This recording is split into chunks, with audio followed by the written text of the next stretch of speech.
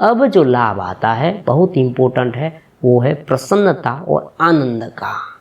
हम सब कुछ आनंद और प्रसन्नता के लिए करते हैं।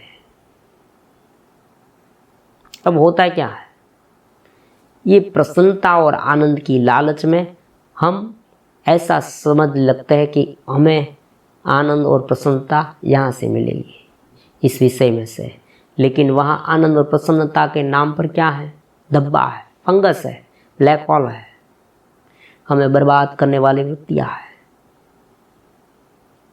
तो हमें वहाँ से आनंद और प्रसन्नता मिलती है, वो कैसी है, थोड़ी सी, और वो भी कैसी, डुबाने वाली।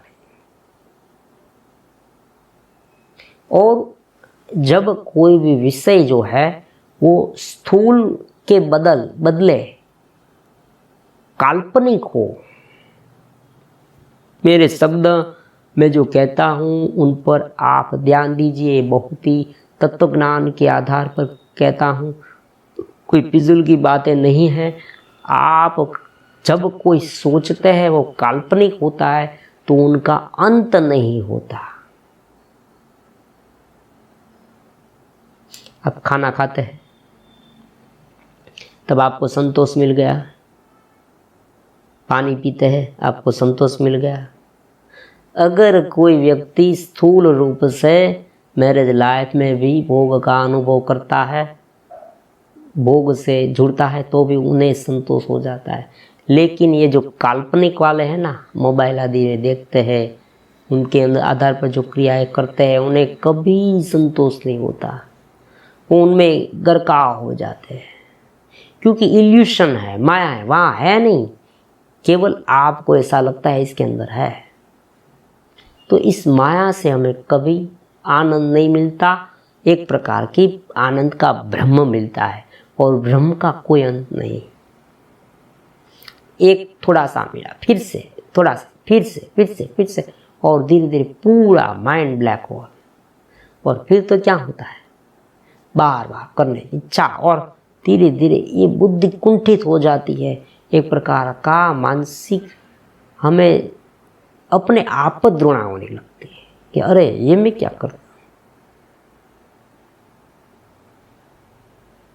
तो ये बात हुई, प्रसन्नता और आनंद के नाम पर हमें कुछ दूसरा मिलता है, तो सच्ची प्रसन्नता आनंद नहीं मिलता। तो अगर ये कोई रोके तो उसे सच्ची आनंद और प्रसन्नता मिलती है।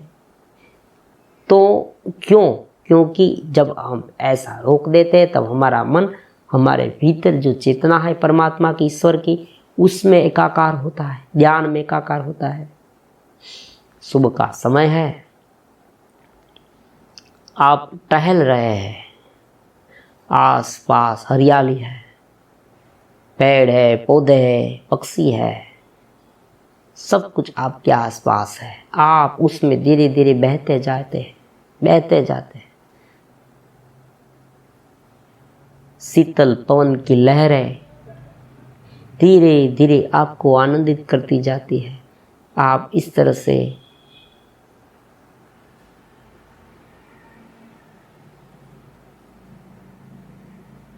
पूर्ण ध्यान में लीन हो जाते हैं। उसमें जो आनंद मिलता है ना, वास्तविक आनंद है, उनसे ज़्यादा आनंद विषयों में है ही नहीं।